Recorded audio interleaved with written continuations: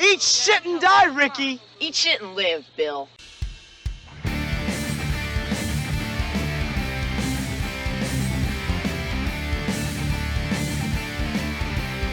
Welcome to episode 79 of the Backlot 605 podcast. I am your co-host. I am Casey Kelderman. Join with me in San Francisco is my co-host, Brian Mensing. How's it going? It's going good. I feel like you are in front of the green screen in Wayne's World. Now we're going to be magically whisked away to Delaware. We're in Delaware. Delaware. And join with us from the comfort of his own home is the one, the only, Andy Heller from Fat Dude Eats Flicks. Andy, what is up? Hey guys. So listen, you said the one and the only, and while I am a singular fat dude, I'm not alone today. No. I brought with me a really good friend. It's Angela from Sleepaway Camp with Andy, right? She's just creeping behind you this entire time. Oh, yeah. She's just hanging out back there. There's a lot of stuff hanging out behind you. It's everything wrong with that. That's down back there. Yeah. That's I would watch your back, Andy. Yeah, I'm gonna scoot a little closer to the monitor. There you go. And just let her hang out back there. Oh, look at that. I like one that. eye. That's creepy. It's creepy. This if you don't know what the image is behind Andy, that is Angela from Sleepaway Camp, our movie of discussion for this week's episode in our summer camp mini-series that we got going on. Last week we talked about the family-friendly Disney film Heavyweights. We are also going to talk about the family-friendly film Sleepaway Camp today. Good for everyone. Talk about a nice segue. Nice little segue. Yeah, perfect family film, 1983's Sleepaway Camp. So fun for boys and girls and everything in between. Before we get into that, how you guys doing? You guys doing good? We're recording this on a Sunday. It's I think it's been a good weekend for me so far. How about you guys? Just trying to keep my sanity. Yeah. I would say that's fair. Yeah, I'm doing all right. Hanging in there. Hanging in there, as the kids say. You guys been watching quite a bit of the films, the motion pictures. My theme this weekend seems to have been Wall Street. I saw your theme on your Letterboxd. I could see it going from Wall Street to the sequel to Wall Street to Wolf of Wall Street. Yeah, but before that was Boiler Room. Oh. But I was like I couldn't find something to follow up Wolf of Wall Street. So I'm just looking through my movies and whatnot, and I came across Tag. So I'm like, you know what? I need a nice, good, funny movie. Why not, right? I found the connecting factor between Wolf of Wall Street and Tag. Which is? Thomas Middleditch. He's in Wolf of Wall Street? Wow. Yes. He's got one scene in there. He's the goofy guy that gets in trouble for cleaning the fish bowl that Jonah Hill ends up eating the fish. Oh. With the bow tie. And Okay. I didn't realize it was even him, and it's been such a while since I've seen that movie. And I'm just watching Tag, all of a sudden I'm like, hey, look, there he is again. Perfect. I've got my connecting factor. So you need to continue with your Middleditch marathon. I'd have to figure out if I have that ability. Is that a thing? Is a Middleditch marathon something someone would do? You can watch. No, never. I was going to recommend you could watch Godzilla King of Monsters, but don't. No. Don't do that. Well, you could. Look at your background. Silicon Valley. You look like you're on the set of Godzilla King of the Monsters. Oh, yeah.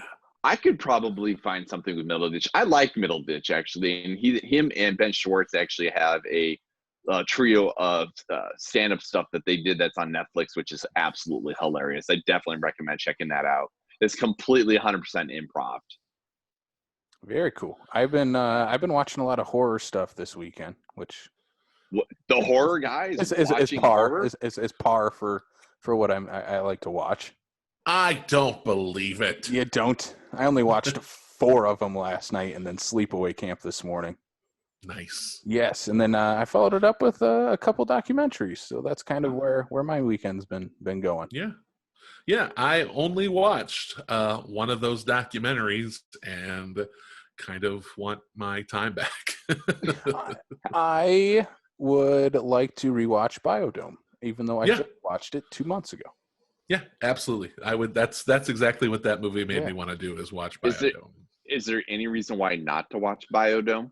There is 1,000 reasons why, but there's only one reason to watch Biodome. No. And his name is Pauly Shore. All your thousands of reasons are completely invalid. I love Biodome. I unabashedly love Biodome. Exactly. And we have, so with that, since we're talking about it, we have a request to do a Pauly Shore miniseries by former rival of one Andy Heller. Charlie Eccles has requested a Pauly Shore miniseries. He is going to spark that rivalry all over again. No, I'm kidding. I'm completely down with this idea. I am too. I think we need to plan this. There's actually quite a few Pauly Shore movies that I never got around to watching that I'd be like, hey, you know what? Let's see if they hold up. I would see the later half of his career would probably be where you gave up, because I think he did too. Do you think he gave up? Pauly Shore's dad is kind of the end of his career. Oh, what was that? 03-ish? Right. Yeah. Sounds about the end of the streak, end of the era. End of an era. Yeah. What an era it was. One of the greatest in cinematic history. Didn't he kind of go more on to making sure to take care of the comedy club that his parents started up, and he's just been kind of running that though? That seems about right. I mean, now I'm gonna feel bad. Because as far as I know, he's the only reason why that comedy club is still going. The guilt of Pauly Shore. Yep. Pauly Shore, good guy Pauly Shore. It's all on you, Andy. Even though I heard he's kind of a jerk, but yeah. We'll talk about it in our Pauly Shore miniseries. That'll be coming up. We'll do it. We'll definitely do it. I think that'd be fun. And there's a South Dakota connection. So, yeah, it's true. Son-in-law. Yeah. Yep. All right, so let's get to today's movie of choice. By Brian, you picked this movie. No, I'm kidding. No, I did not. Me and Andy forced this movie upon you, Sleepaway Camp. So I threw out a message in our little group chat with all us movie nerds here in Sioux Falls, with the summer camp miniseries titles, and Andy, you jumped on Sleepaway Camp. Like, no, there was no hesitation. You jumped on it. You're like, I'm doing Sleepaway. Yeah. Let's do it. Yeah, no, I love this movie. I love this movie so much, and like, this is a movie that I didn't watch when it first came out. Like, honestly, probably 20-something years passed since this movie was released before I'd even heard of it. And then listening to podcasts is kind of what led me to this movie, because a podcast that I love called How Did This Get Made did an episode on this one. And I was just like, I have to see what's going on. And so I watched the clip of the ending. That ending. There. Before I'd even seen the movie, and I was like, how did we get to this point? Like, how did this happen? And so I watched it and I was like, oh my God, this is a fantastic disaster that I am completely on board for. Yeah, I love this god-awful movie so much. Yeah. Well, if I remember the year that it came out, Andy, based on our age, this is not what we should have been watching anyway. No, I think I was 1. Before we go any further, let's Brian, put the baby to bed. It's time for Sleepaway Camp.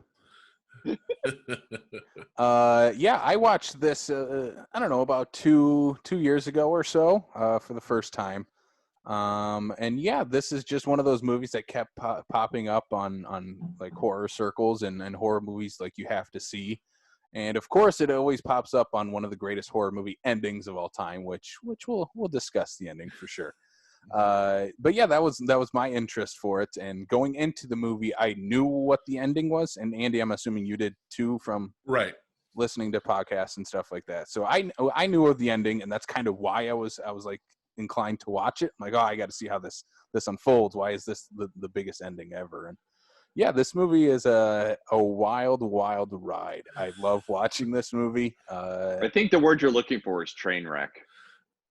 No, it's not a train wreck. This is an experiment when you give community theater actors a camera. Is basically what this is. And LSD. That too. Yeah, as a community theater actor, I feel like I can say that. Andy could have been running around summer camp in his booty shorts. Nobody wants to see that. Nobody needs to see that. It's like Rikishi from the WWE. Giving everybody the stink face at camp. Right. But we forced this movie upon. I will definitely say we forced this movie upon Brian. We definitely did that. Oh yeah. So Brian, this is something I cannot unsee. Yes. So this is the first time you watched this movie. You didn't know the ending either. Nope. That's a good way to go into this movie. If you don't know the ending, go ahead and watch the movie before that. I would say that the ending would have been a little bit more of a shocker if it wasn't for the previous scene just before it, where the aunt is kind of giving her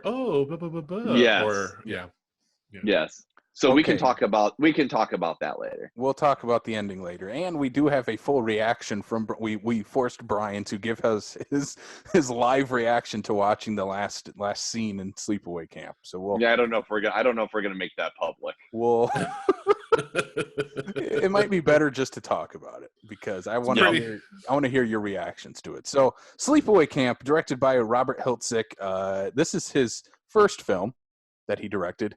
You can tell. Yes, you can tell that. But he directed one other film after this, the direct sequel, Return to Sleepaway Camp, from 2008. That was shot in 2003. We'll talk about that later. We'll talk about the sequels. But yeah, this is his first movie. It's sort of a passion project for him because he went to Sleepaway Camp growing up and thought having a horror movie, a slasher movie set at a camp was a perfect idea. So no, this is not a rip-off of Friday the 13th. He wrote it before then. The reason it got made because of the success of Friday the 13th. Everybody wanted summer camp slasher movies in the theater, so that's kind of how this got made. So let's start with the beginning. So first of all, he dedicates this movie to his mom. She's a doer. His mom is a real doer. She is literally, it says dedicated to mom, a doer, which I give him props for. Anyone who dedicates this movie to their mom, it's quite the thing. It was probably one of those things where he's like, I will never make another movie ever again because this is what it is. Mm-hmm. I need to dedicate it to mom because otherwise I will never be able to dedicate another movie ever again. And here is the reason he dedicated it to his mom. This movie would not be made without her because she had passed away in an accident and he got $300,000 in insurance money to fund the $350,000 budget of this movie. So he's kind of a doer. He's the doer, just like his mom. He is following after his mom, yes. So he's an opportunist. He's a doer. Listen, he didn't say that in the dedication. No. He said doer, Brian. Yes. I find it charming that it is right away at the beginning to mom, the summer camp slasher movie with that ending. We get this opening with the kids at the summer camp that are jet skiing, and then we have the introduction to Angela and Peter, the two little kids in this movie. Right. And at the time, 1983, they do have gay parents, two dads, which they don't really touch upon too much. It's just kind of how it is, which I like. So I'm curious to hear your thoughts. Do you feel like they are adoptive parents of these kids, or because the one guy comes out like at the beginning and he says, "Here comes the doctor," like the doctor's on its way, so you got to get out of the water.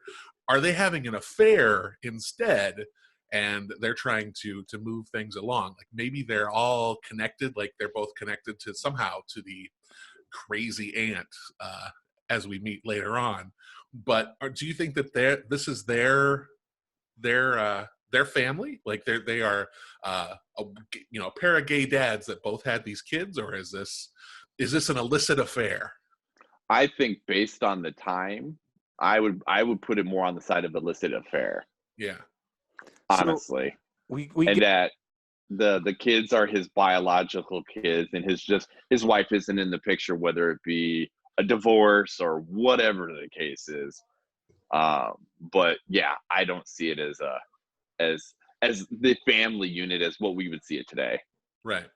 Either way, they're twins is how Yes. I take it, because that leads into the end reveal. Right. But there is the sequence where this is where the low budget comes in, when it's all shot behind the black background with the two kids, and they see the dads in bed and they're kind of giggling, and you don't know how to react to what are they giggling at, just because they found their parents in bed, or is it the fact that their actual dad is in bed with another guy that they've never seen before? Yeah. I would go with the latter. There's a lot of depth in this film that I think we're taking for granted. I think there's a lot of symbolism. There is a lot of transgressive things in this. Andy, I think you're using that word depth very loosely right now. Huh? This movie has no depth. I can see. Well, I'll disagree a little bit with that. It tries to set up depth, but I don't think it fully explores the depth that it is setting up. It sets up things. This is the cinematic equivalent to E for effort. I think that's what this film gets. A nice big old E for effort. You get a gold star for trying. That's more like a silver bronze. Then the dad and one of the kids dies in this boat accident that happens. With the greatest, very horrible. Let's say a very horrible. The girl in the skier and just her overprotection. She gives the performance of the film, because I really believed that she was affected by this death. So. We need a drama set with her trauma that happened because of this. Where did this actress go? She probably is like, I'm out. I can't do this anymore. Funny fact, she changed her name to Meryl Streep. Wow.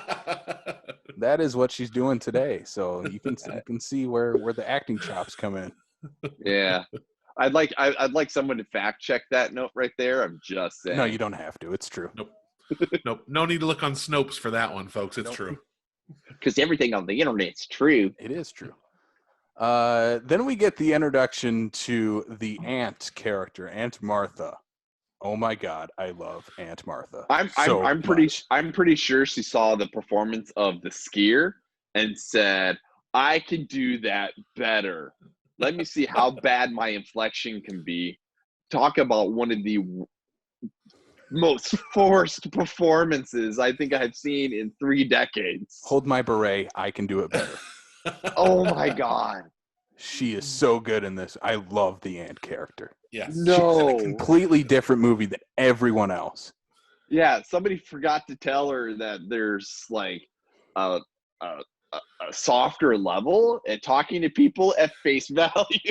But this is where we're tackling those deep issues. Yes. This is a woman who clearly has mental health issues. She's out of her mind. Yes. That has been tasked with raising 2 children now, kind of on her own.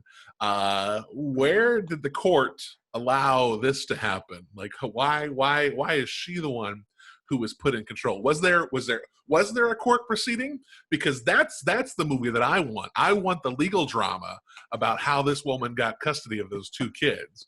I want to know where her husband. She killed him. She killed him because I'm pretty. She murdered him. Yeah.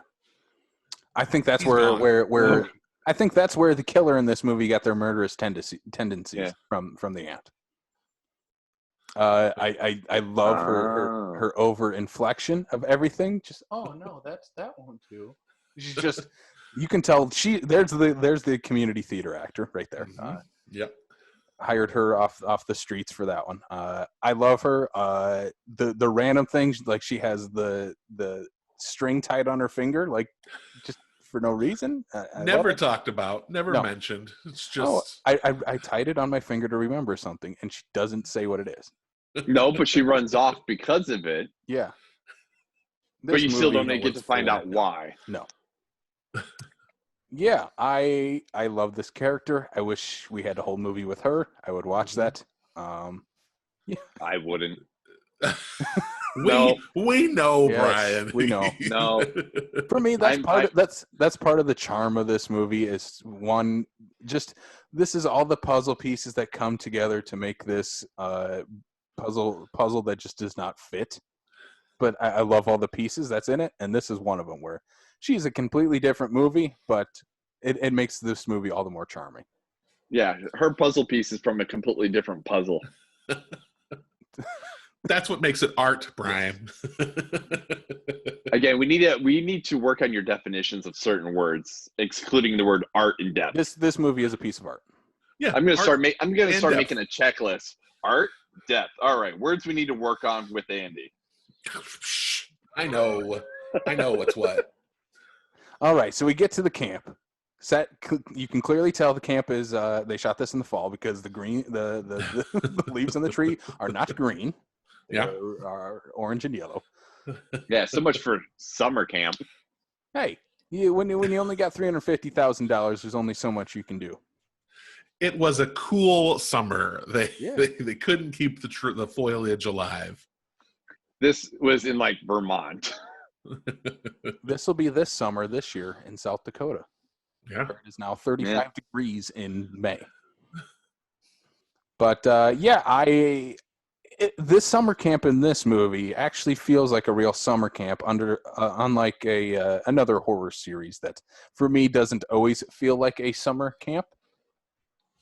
Talking about a certain hockey mask killer series. I was going to say, yeah, this might be the only time in this entire recording that I think that you and I might actually agree on something. That it feels like an actual summer camp. Yes. Yes. This is I feel that might like, be about it. Yeah, I mean it's got something going for it then, right? with the pedophilic cook, the 30-year-old counselors. Okay, let's talk about the cook. We gotta talk about the cook. Okay. I'm pretty sure while watching that scene, I was pretty confident something with the corn cob was gonna happen. You weren't wrong. Yeah, okay. So this cook at the summer camp, he is a total pedophile. Says the younger the better. James Earl Jones's dad is in this movie. What's his name? Robert? Is that who that is? Robert Earl Jones, is that right? James, yes. And you can tell in the voice. Yep.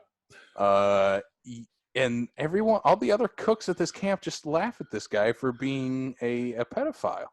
They completely excuse his behavior. Everyone does. Even the I guess owner, the head counselor, whatever this older gentleman is, they're all just like, oh, that's just pedophile Joe. We're gonna let him do whatever he wants to do. You. Oh, pedophile Joe, like, you silly bastard. That's just how he is. That's just how he is. I won't lie when I say that just his introduction of a character is like, just based on the trailer, I was like, I know he's gonna die, and he deserves to die. Yes. So he's the first death in this movie, besides the opening scene. So basically, we should probably set up who our main characters are in this. So Angela is the daughter who survived the crash in the beginning of the movie. Now lives with her crazy aunt and cousin Ricky. Ricky has gone to summer camp before. Angela has not. Ricky went steady with the bitch character Judy. Judy's such a bitch in this movie. She is. I hate Judy. She's horrible. She's mean for no reason. She's just mean. She's a bully. She's mean. And I would also like to point out, because this is 83, that you can definitely tell it's the matter of the whole child actor trying to portray an age that they're not. Because there's so many kids in this movie that are way older than what they're trying to be. Yes and no. A lot of them are their age. I know, but Judy looks like she was straight up like ready to get ready for like high school, and it's like, like junior prom kind of stuff. Well, I mean, they're supposed to be in like middle school in this movie. Yeah, she looked way older than that. She was mature for her age, Brian. That's Trust me, I understand. her whole character. That I know, that's the whole angle with her. And then there is also the character of Paul, his only character trait is he looks like Anthony Michael Hall from all the 80s films, and he's a horn dog. Yes. Yep. So yeah, that's our main characters, and we get to Angela just does not talk to anyone, and at this point she does not want to eat, so they bring her back to Pervy Chef to cook her up something nice, and he's gonna. And he takes her back Yeah. to the was it walk-in freezer, Yes. just him and her, and he begins to accost her and remove his belt. And that's when Ricky walks in and stops something terrible from happening. Yes. Yeah. I like Ricky. He's a good guy. He stands up for his cousin. He doesn't like perverts, which is a good. I like people who don't like perverts. Yeah. And then yes, the chef character gets what he had coming to him. With some beautiful practical effects. There was some great practical effects in this movie. And horrible acting. Well, you can excuse it. We get it, Brian. You don't like the acting. Well, like my issue was with his, screaming in utter pain and everything like that. At the point, I swear to God, I thought the dude's eyeballs were gonna pop out of his head because he was screaming so hard. You could literally see like his that would have been amazing. His color in his face outside of makeup was changed. In because my he was book, yelling hard. in my book, that makes him a very convincing actor. He's gone method, and he is going to pop everything out of his blistery face.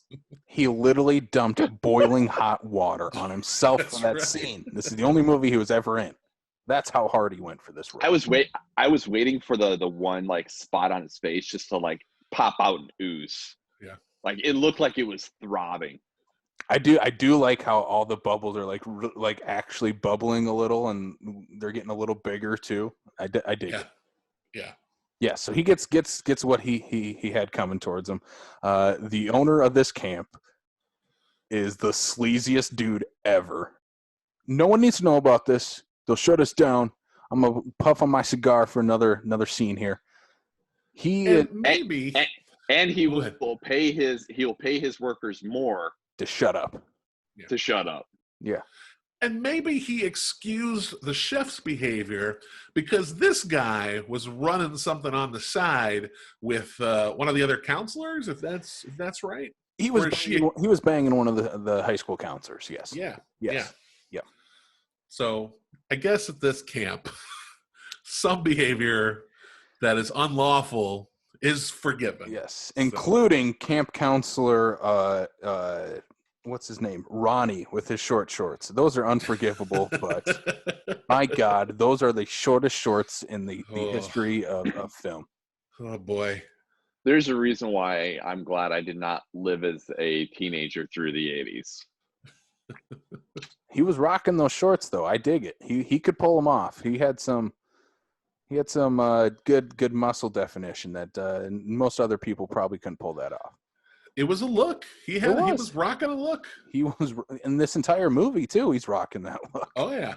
Yeah. I think you're paying way too much close attention to that muscle definition. I'm just saying. It's hard not to, Brian.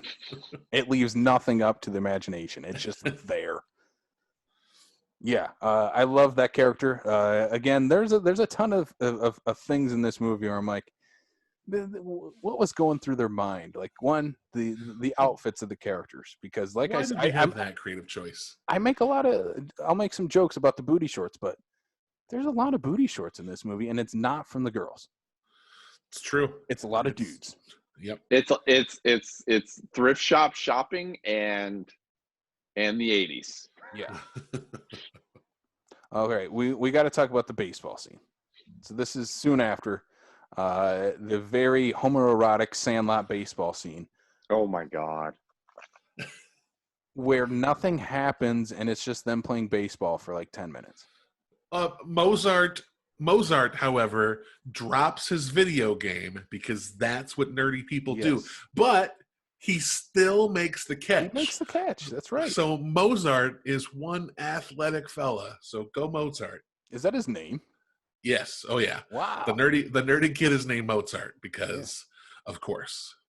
And he did a pretty good job of dropping that and then running like 25, 30 feet to get that ball. Yeah. That is more athletic ability than I've had my entire life. So go Mozart. Right. I would say I was semi impressed by that. I was kind of waiting for that whole nerdy fumble thing that you kind of expect. Mm-hmm. And then you do see him fumble a little bit, but then he keeps it. I'm like, well, no, that's not how that usually runs. The underdogs don't usually prevail. In any other movie, he would have been sitting there playing his video game, and the ball would have came and smashed the video game in his hand. Yep. But this is not or that hit movie. It straight in the head. This movie is not cliche. That's right.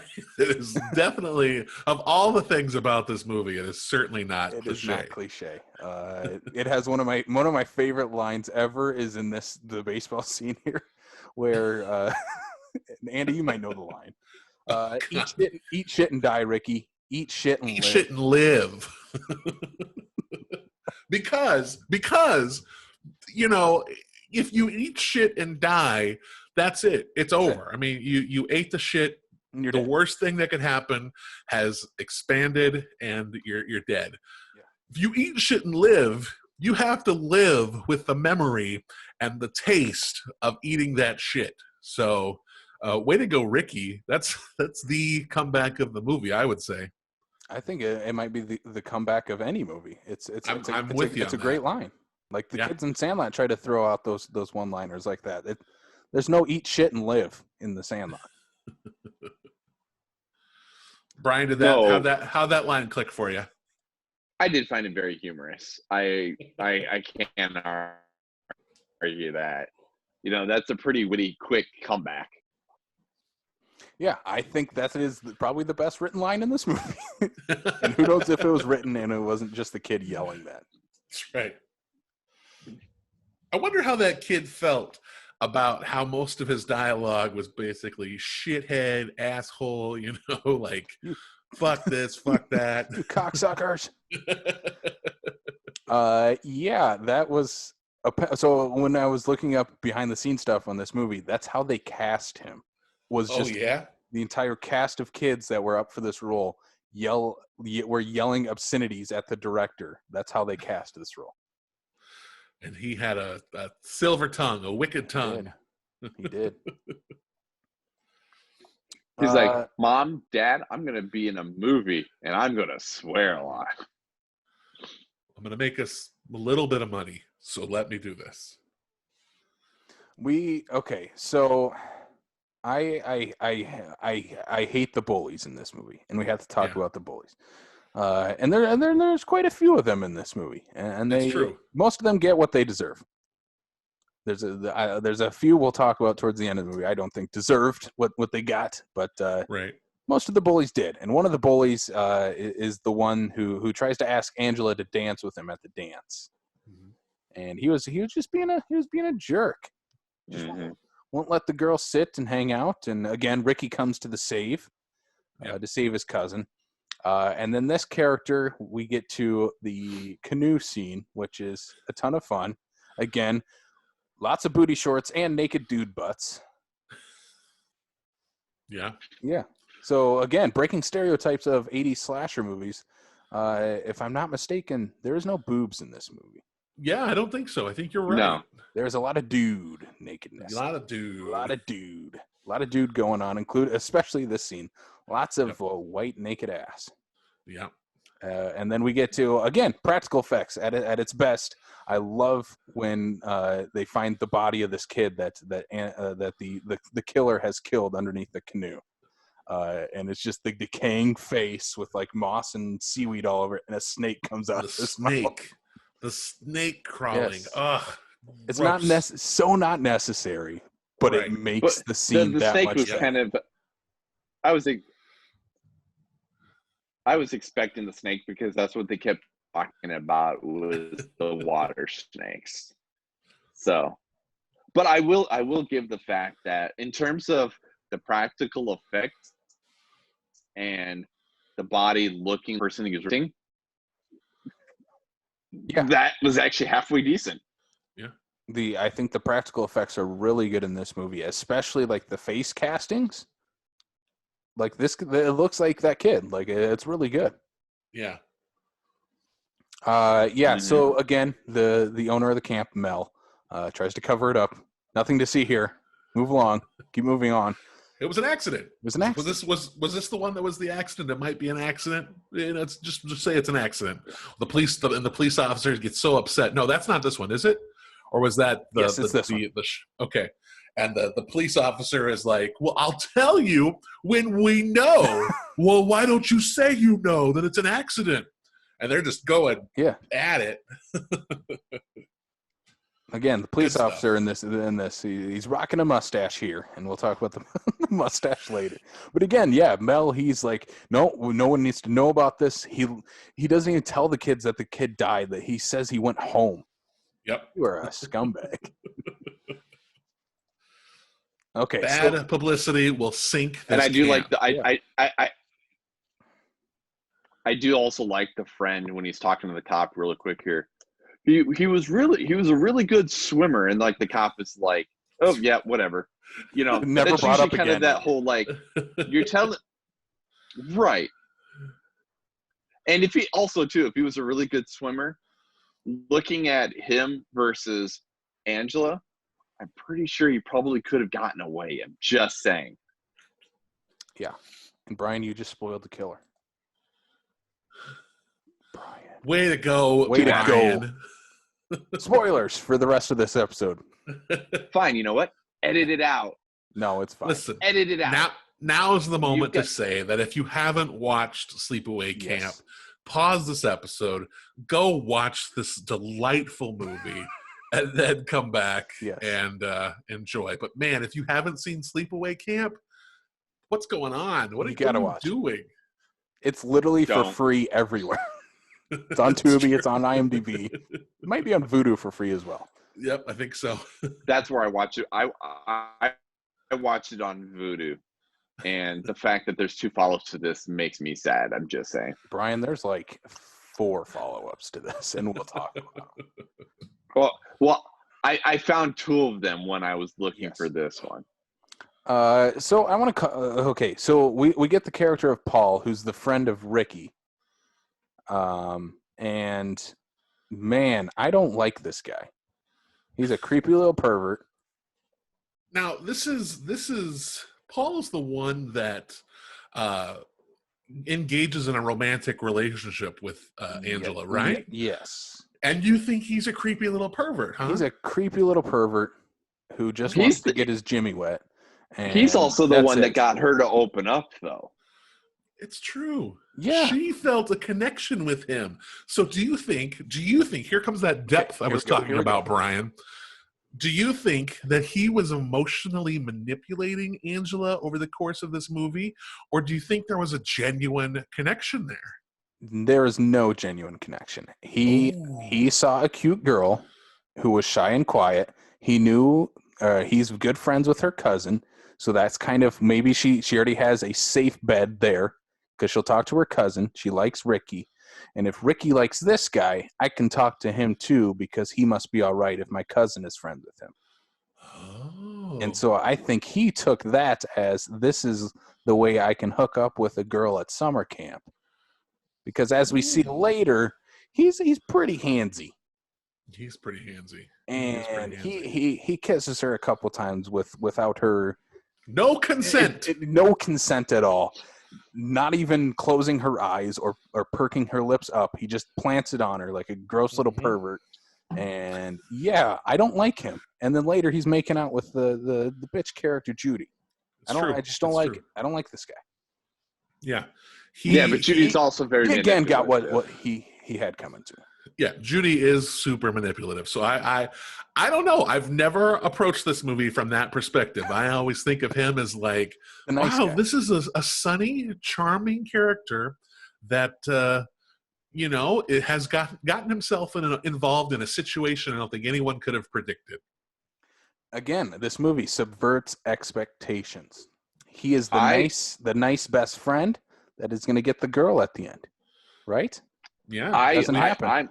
I think I'm going to sit on the side of Andy over here in that he at the end was with the wrong person at the wrong time. That the end or with the very end. Okay. But just in general, I think his intentions were good. It's just that when you get to the end, he's just kind of taking advantage of what he thinks he's gonna get out of it. But I don't think he had ill intentions. He was a gross little pervert. He was a little pervert. Creepy little. You're gonna get yours, Paul. Just wait. Paul, and he got it. He got his, and we'll talk about it. Okay. Again, I love. Let's get to our next kill in this movie, the bathroom stall. Okay. I love. So the setup for this one is the jocks of this camp. Again, the booty short wearing guys who like to skinny dip with each other are having a balloon fight on top of a cabin. It is the lamest water balloon fight ever. They decide to pelt Angela with one of them. Ricky, like what a bunch of dicks. Yeah, like what really, did she ever do to them? A bunch of dicks. Again, Ricky comes in to see. He doesn't really. He does nothing in this scene. He doesn't even get in a fight. He just starts yelling obscenities at them. Yep. Yeah, and then again, this movie is setting up that Ricky is probably the killer. Mm-hmm.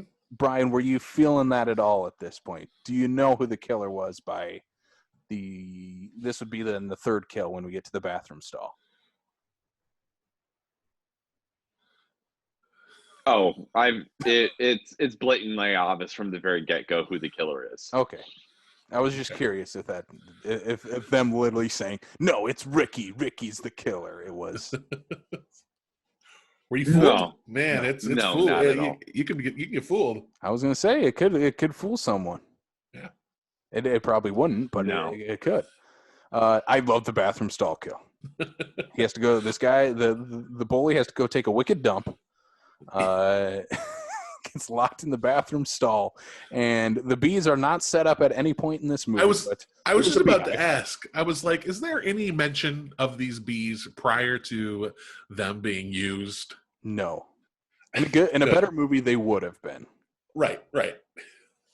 Or even on top of it, there's make no reference not only to the bees, but whether or not he has any sort of reaction. It's not like he's like Macaulay Culkin in My Girl, to the point where, I'm sorry, the beehive is like the size of an apple, and then when they actually show like his arm and whatnot, I'm like, there's a lot of bees. No, there's a lot of bees. There's a lot of bees. It's so over the top done for the end of that scene that you're like, at the beginning, you're like, oh my God, I love no. What movie had a better use of bees, this or the Wicker Man remake with Nicolas Cage? Oh, now see, that's tough. That's a really tough question, because as bad as the Wicker Man is, that moment is fantastic. It is. But, I can't believe it was cut from the theatrical version of that movie too. Yeah, unbelievable. The most famous scene in the movie. One day I might actually watch that. No, don't. Watch the bee scene. That is all you need to ever watch of that Wicker Man. That's all I ever need to watch. Oh, it's so bad. Yeah. Go watch the original Wicker Man while we're on it. Yeah, I love the bee scene here. There is so many bees in this. Again, great practical effects with the fake body and the bees covering it. Yeah, and I do wonder how, like Brian said, how they got all of those bees in that apple-shaped beehive, because that's impressive. Like bees are impressive creatures. That's what that taught me. Bee movie should have taught you that too, Andy. That bees are impressive animals. It's true. It's true. A bee can pick up a human woman, so that's good stuff. Mm-hmm. Okay, so I'm kind of looking at the plot here, and this brings up a good point as to when things take place in this movie. So when Paul and Angela first kiss, this is when we get the flashback to the younger brother and sister seeing the dad's kiss in bed. Mm-hmm. Subtext? I think so. Maybe. I think so. And there's that, because there's also the flickering of them. There's a touch, because one of the child, I can't remember which one. I don't know if it was young Ricky or if it was young Angela, who like is touching the other one, because they're sitting on a bed of their own, and then they get closer together, if I remember correctly, and I think one of them touches the other. So it's there's Ricky trying to touch Angela. Yeah. It's not so Ricky though. It's the brother, Peter. Oh, was that Peter? Yes. Oh. But I don't think it's the brother Peter either. I read it as that is Angela seeing Angela. Whoa! I think you might be right. That is the transition. We'll talk. We had to just spoil this movie. That is the in my eyes. That's Angela's memory of her transition from being Peter to Angela. Wow! So we reveal at the end of the movie that Angela is the one that died in the accident, and it's Peter dressed up as a woman and is taken on the name of Angela. Right. Yes. Okay. Through complete and total gender manipulation by the aunt, who has said, "I want you to be a daughter." We already have a boy. So that's how I read that scene with the two kids in the bed. That it's just both Angela. Yes. Oh. Yeah. You've thought way too hard about this. I think it's there. I was gonna say it's just the right amount of thought. Wow. Yeah, that's how I read it the first time I watched it too. I'm like, that's there it is. That's Angela. It's her transition right there. So much subtext in this movie. This is a very thoughtful film. It is. This is a layered motion picture. Yeah. We got to get somebody on the horn at AFI and make sure they recognize this film for what it is. Where is our Criterion edition of Sleepaway Camp? It'll be coming now. It'll be coming. I can already imagine the cover. It's right behind you, Andy. There's the Criterion cover. I love it. Oh my God, I love this movie so much. For as much shit as I give it, I do think he's going for something. It doesn't work all the time, but he's going for something, and I get it. Right. Again, like you said, Andy, A for effort. Yeah, absolutely. All right, so we should jump back to the plot now that we've decided to just go full on out. Okay, so the next thing is the scene where the Judy character and Meg, the girl who is sleeping with the owner of the camp and is like the camp counselor leader of Angela's bunk. So she's the complaint room. She's the complaint department. Yes. They throw her in the water. Yeah. At that point, again, Ricky freaks out. This is where we get a small little thing that happens here, and it pays off sort of in the end. A bunch of little kids throw sand on her after. And those kids show up later. Yes. Then this is kind of the big third act of this movie. The Meg character gets the night off. She's going to go on a legit date with the owner, which is so she's the one that implies it too. It's not him going up to her. Right. So before we really go any further, we've got to talk about a couple of things here. Okay. First off, Meg is a camp counselor. Yes. She is a counselor, and she is picking on Angela. Like, she has taken this responsibility for this summer job to help these kids feel like they are a part of this thing. And she is the biggest, bitch of them all to Angela.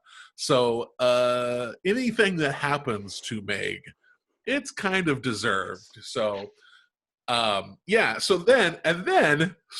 right. She is the one who is super excited about this date.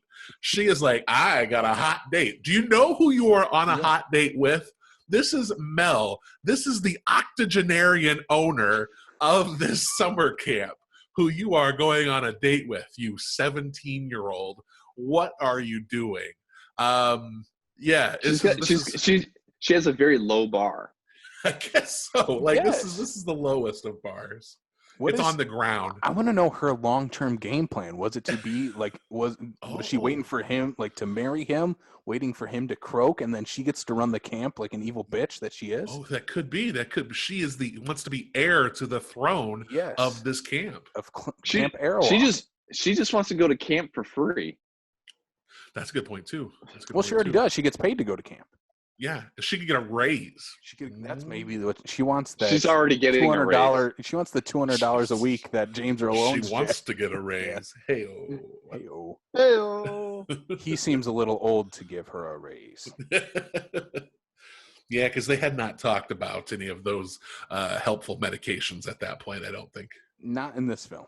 Maybe it's implied. Then we get her death. Her death is really good too. Yeah. I mean, if we're talking shower deaths, it's Psycho and then Sleepaway Camp right after it. It has to.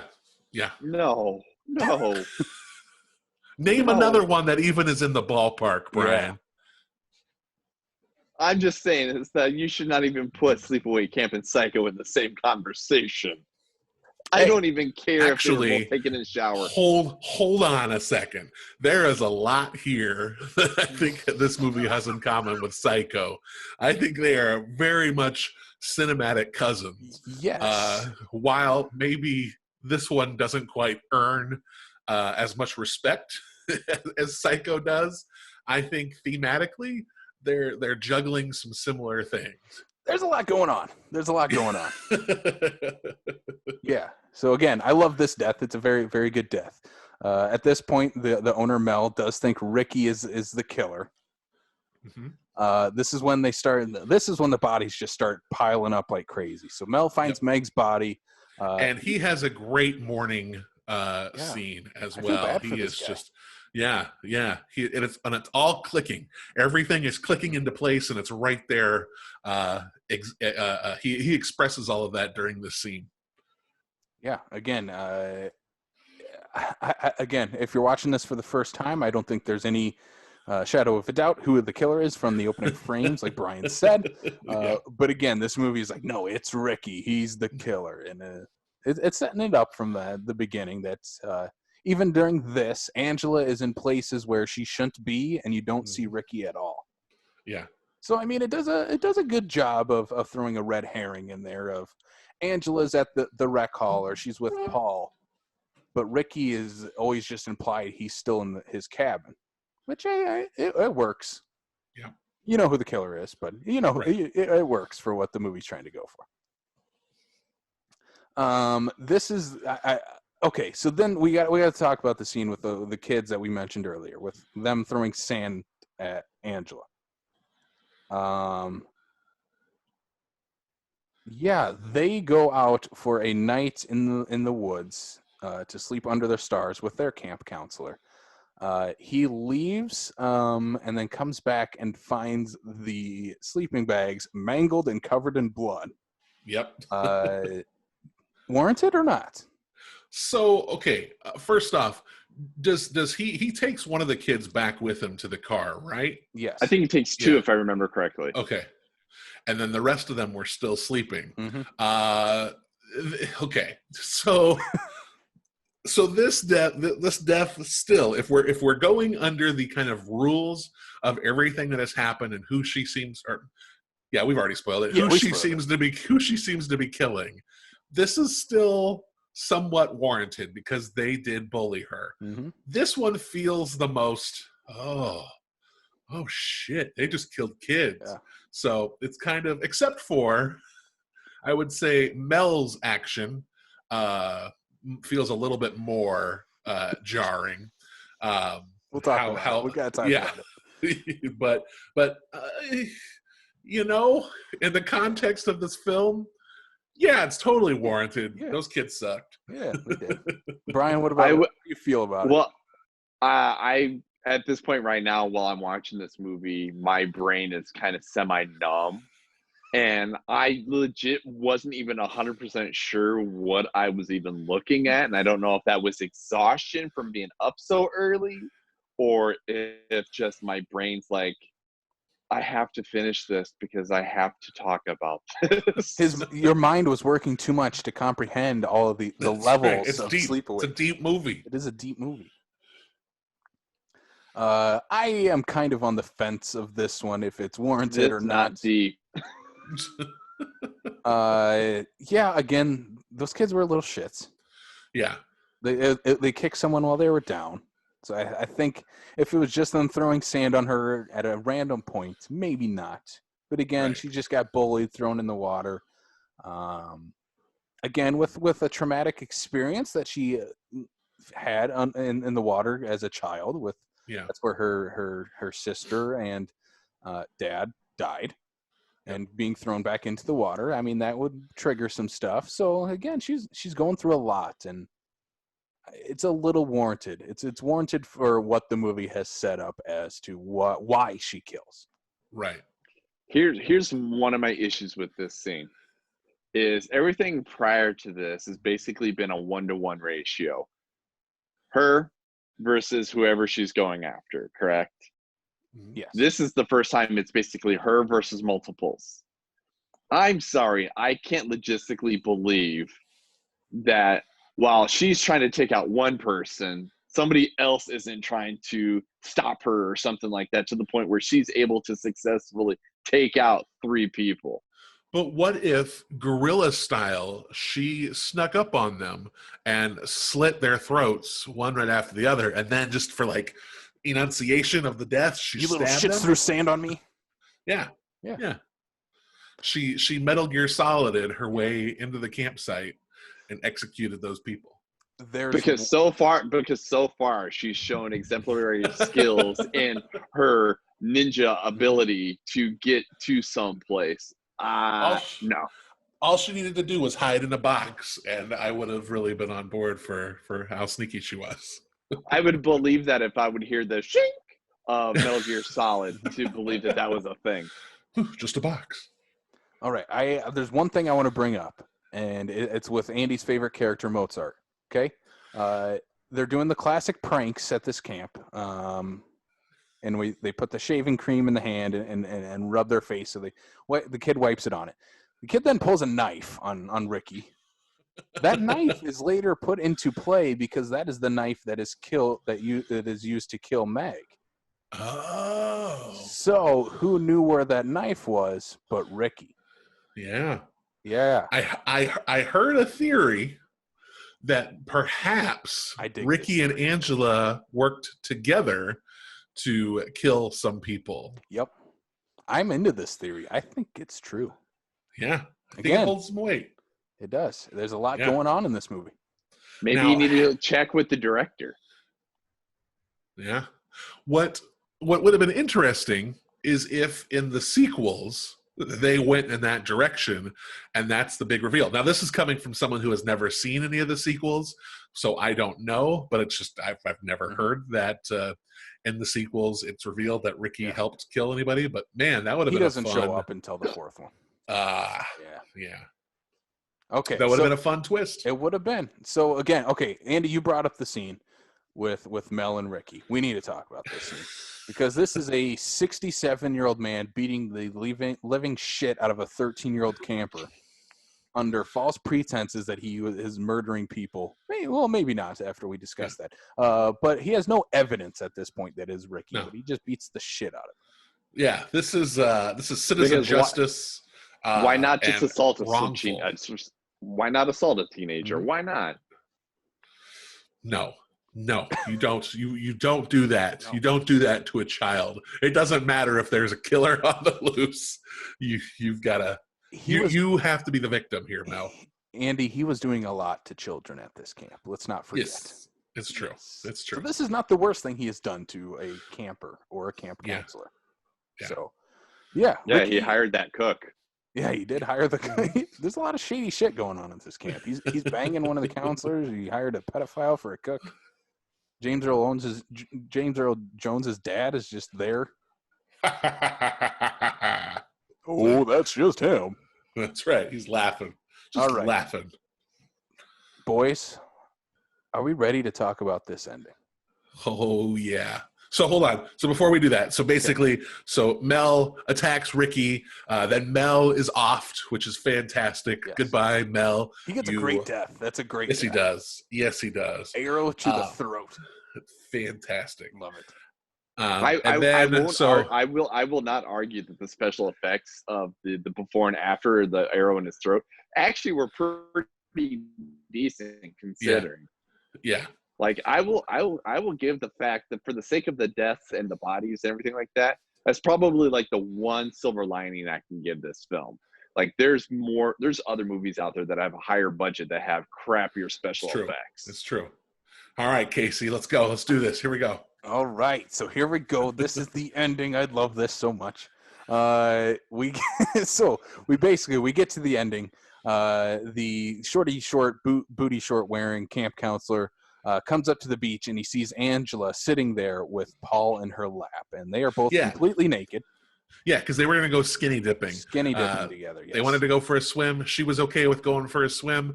And he said, well, what? We don't have our suits on. She's like, just go ahead and strip.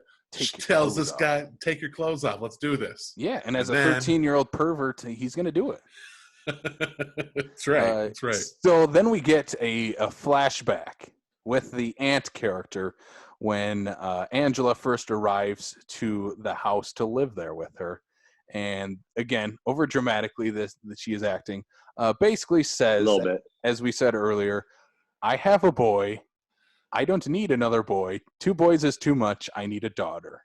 And thus makes this, 7, 8-year-old boy say that his name is Angela. He is no longer Peter. Dresses up and like a woman now. And has to go and live his life this way because of his crazy ass aunt. Yeah. And the final reveal of the film is that Angela has decapitated Paul, and she stands, gives this uproarious scream, as you see right behind Mr. Andy Heller, and it pans down to there in all of his glory is a male schlong hanging out with knife in hand. And that is Sleepaway Camp. Sleepaway Camp. I would just like to point out, though, that, and to me it was blatantly obvious, is that there's 2 cuts to that. The very, very end is legit the girl playing Angela with the screaming face. But before that, when you're seeing the full body, the makeup artist or whoever that did like the casting of her head, like with so much disproportion, it was bad. It was a like potato chip thin mask that they constructed like a plaster mold of her face, and then used the like latex to put over this like art student who agreed to pose naked for this movie. Yeah, they hired some dude off the street. Yep. Will you show your dick on camera? Sure. Yeah, why You'll not? have a mask on. You'll have a mask on. Okay, that's fine. He has never revealed himself. Would you? Would you want to be associated with this film? Yes, I would. Yes. Yes. And yes, I would. Again, I don't know if I would out myself as that guy because it was cold out. But yes, like you said, it is a male actor wearing a Felissa Rose mask. The final shot is of the same mask. What do you guys think of this ending?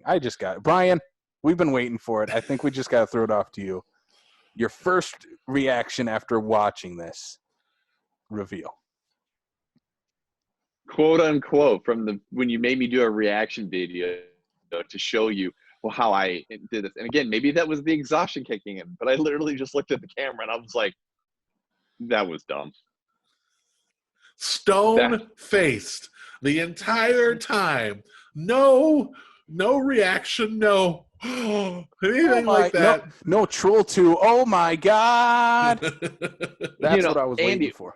One of the things, though, Andy, is that might be something simply to chalk up to having watched enough horror movies. Yeah. To say, like, for instance, like, for the example of, like, the Saw movies and whatnot, the good, the bad, and the ugly. You watch enough gore, you watch enough violence to the point where you get desensitized. You got to the end, and you're just like, meh. Seen it. Yeah. Seen it.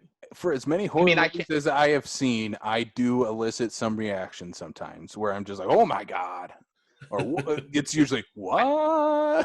I would agree, but the problem is that, and again, it kind of partly goes into the fact that we get that scene, just the second to last scene with the aunt basically trying to give the reveal of all that. Like, if that was cut out, the ending might have been a little more impactful. Would you flip those two scenes? Would you have them reveal Angela and then play the explanation afterwards, or would you just cut the explanation completely? Like, if you had to have the explanation in there, I think you'd almost have to end it on that, because otherwise, I mean, you're getting into the fact that by this point you know who the person is that's doing the killing. Right. But when you have that scene right there beforehand, you immediately are like, okay, so there was the two kids, only one survived. Basically the aunt gives it away. So then when you get this last shot and you get the pan, you're like, yep, saw that coming. So I think that if you had to keep that in there, you flip them around. Yeah, I think that scene could have worked that way. You have the wide shot reveal, flashback, and then you cut back to the shot on your screen there with the open mouth over the credits. Yeah. I think this this ending is ridiculous, but I love it. Yeah, like I love like everything about this movie is ridiculous, but I just think this is a fantastic thrill ride of a motion picture. Yeah, or a fantastic train wreck. I'm not sure. Potato. Okay, let's get to our final thoughts on Sleepaway Camp. I'll go first here. I love this movie. I think it's a ton of fun. It's a pretty breezy 90 minutes. There is ridiculous moments that keep you at least engaged. If you're not laughing with the movie, you're laughing at it, which is all right, and it's to be expected in an 80s summer camp slasher movie. The acting is not great. It's not great. I think Felissa Rose is pretty good in this movie for some of the reaction she has to give. But I think everything else is kind of, community theater actors. The aunt is my favorite character in this movie. I love the aunt. I want a spinoff with just the aunt and her, like the origin story of Angela would be fantastic. Sleepaway Camp, one of my favorite summer camp slasher movies. And yeah, I just love it. Yeah. Brian, go ahead. Oh, you're gonna go to me. I'm gonna go to you because we're gonna end on a positive note with Andy. We're gonna sandwich your negativity, Brian. Short version is don't buy this movie, watch it for free. And that's even saying it loosely. Like, I could see the low budget attraction to this and the awfulness that is this movie. It is absolutely a train wreck of a movie. I will live by that statement. I don't think I could ever go back to that movie again. I don't. I don't, outside of someone saying, I want to watch something goofy, campy, non-memorable kind of. Oh, I would hard disagree that this movie is unmemorable. You will remember this movie forever, yes. Brian. Oh, I hope not. So no. How about you, Andy? Because I know we're gonna leave it on the positive note. That's right. We're gonna end with the power of positivity here. So first off, I want to say again that I really think this film is tackling a lot of depth, which I know Brian is not on board with. But I think that there's some themes here that kind of deal with, and this is going to be a reach. So go with as if we weren't this. Reaching already in this episode. I think it tackles some issues of, because this came out in the early 80s, I think that was a time when a lot of people were struggling with the concept of homosexuality and transgender, transsexual kind of that lifestyle, or that's the how that came to be. And I think a lot of the killing here, especially the final murder, seems like it's wrestling with her kind of development as to who she is, because I know that you think Paul's a pervert, but I don't really feel like there's a whole lot of justification of him being killed other than it's Angela wrestling with this side of herself. So that is your deep interpretation of this movie.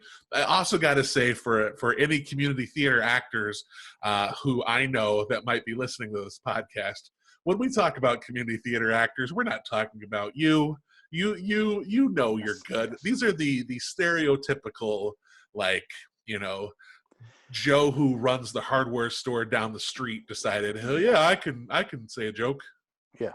I'll piggyback off that. No, we do not mean any ill will to community theater actors. Right. This is a director that had never directed anything before and took actors from probably community theater. Yeah. And didn't know how to direct them. So right. No ill will right. to that. Yeah. But in the statement on this, I love this movie. This is one I can watch all the time. I just think it's charming. Just a madhouse that is wonderful, and I will remember it forever. Yes. Andy, I believe, do you have the Scream Factory edition of this movie? I do. I Okay. bought the Scream Factory edition sight unseen. I had only seen the ending and heard about this movie, and I was like, yeah, I'm going to want to own that. I can already tell. And I was right. Yeah. I was right. And I do got to say, the version that I watched on Tubi is that version. Looks fantastic. I don't know, Brian, did it look good? Was it good quality, the Vudu version? I'm assuming it was the Scream Factory version of this movie. You're using the strong words of good version. Did it look clear? Did it look clear? Yeah. Okay. So then, yes. So pretty much any version that you can watch online will be the Scream Factory. Did it look good? Did it look fine? Yes, it looked good. He said it looked good. I got it. That's right. That we got that positivity. Got it. Okay, so there is 3.5 sequels to this. Sleepaway Camp 2 and 3 involve the character of Angela, played by a different actress. I believe Bruce Springsteen's daughter. In which one? In Sleepaway Camp 2 and 3 is Bruce Springsteen's, I believe, daughter or niece or something like that. Oh boy! Okay. No, sister. Bruce Springsteen's sister is the lead, Pamela Springsteen. Oh boy! Yeah, she takes on the character of Angela. Those are more horror comedy, from what I know. I have not watched either. Yeah. But there is a direct sequel to this first one, Sleepaway Camp. What was it called? Was that Return to Sleepaway Return to Camp? Sleepaway Camp, yes. So that's the return of all these characters that survived this film. Again, the reveal in that movie, if you don't know what it is pretty wild. So, yeah, look that one up. I'm gonna have to watch that. And I said there is half a sequel because they shot a Sleepaway Camp 4, The Survivor. It only got halfway through production, so there was only 30 minutes of the movie available. But it is available, I believe, on some box sets of the series. So if you want to check it out. And then there is also a short film involving the character of Judy, the female bully of this movie. Yeah, we did not touch upon that sequence. Oh, we did not. No. No. She gets accosted in her bed in an unseen way that involves a curling iron. And it is assumed that some real damage is done with that curling iron. Subtext. Yes. Little bit. Yeah. See, this movie has layers to it. Layers, Brian. Layers.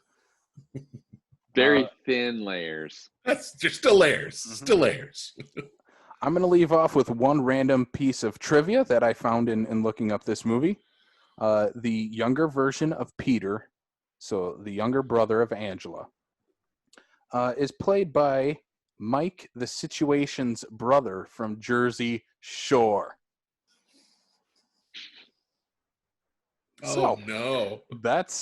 There's our Jersey Shore connection to Sleepaway Camp. I wonder if you can connect everything that you watched this summer to Jersey Shore. Don't. We will try. Don't try. No promises. Did you know that Snooki loved heavyweights? Boom. Connected. Brian is unamused.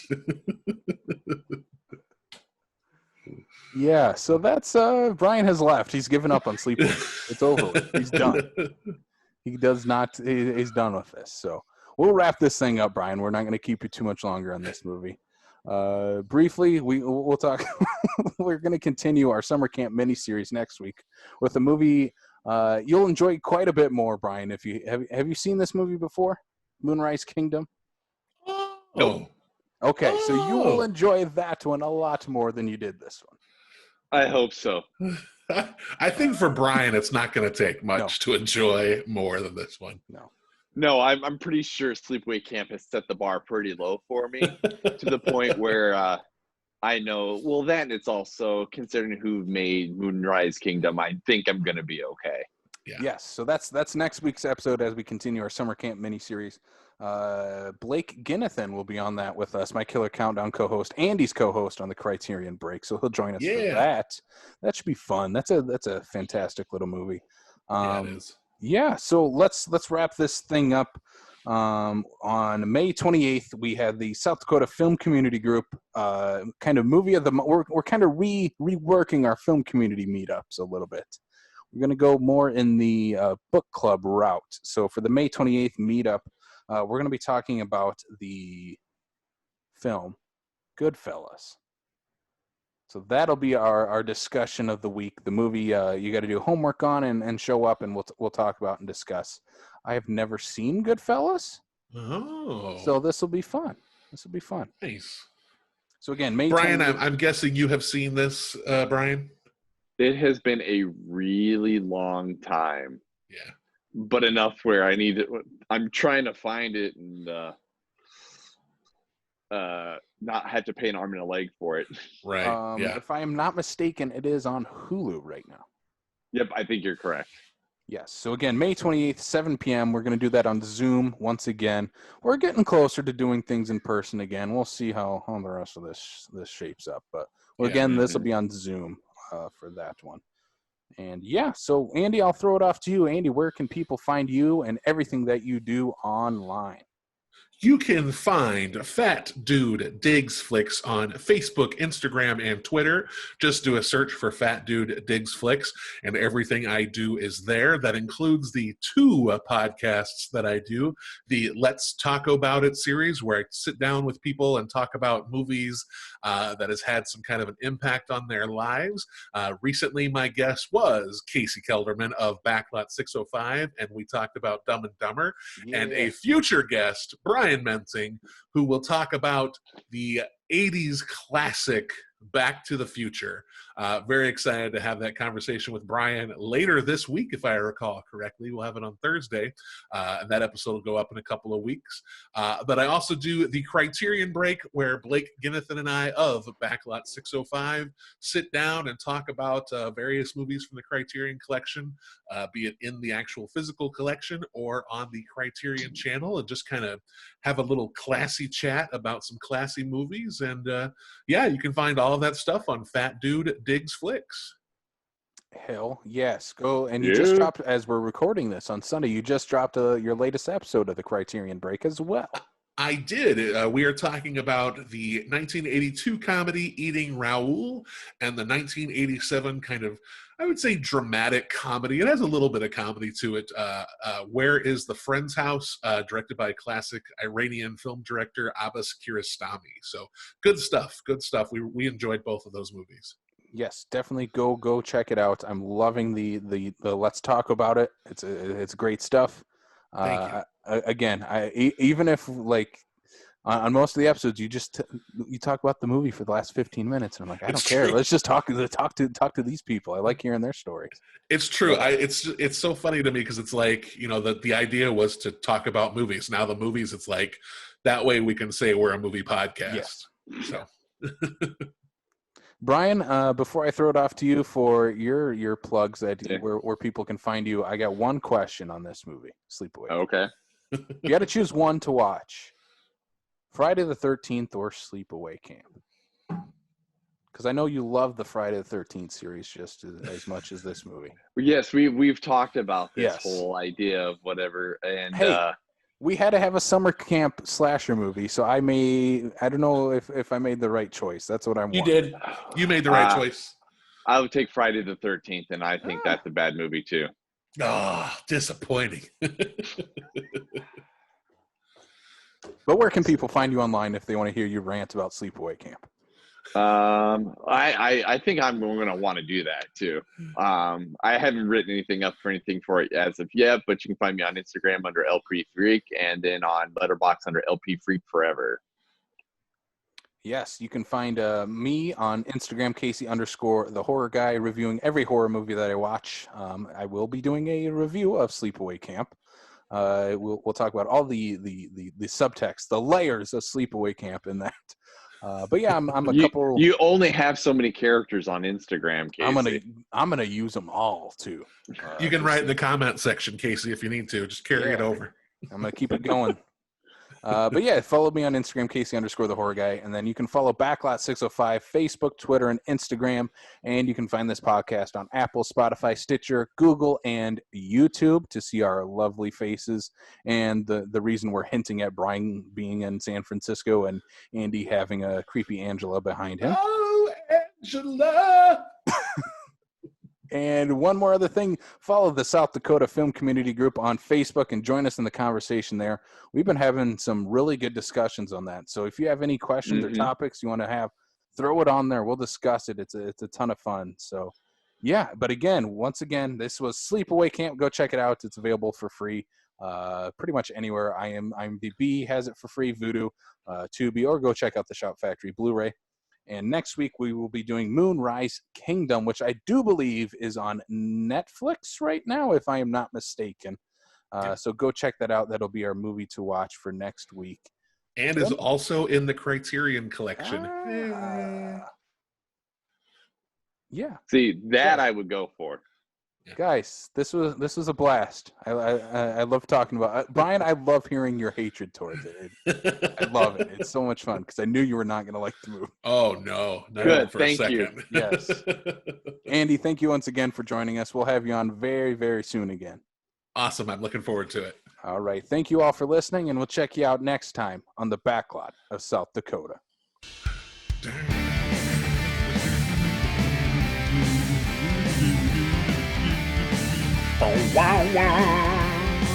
And eat shit and live.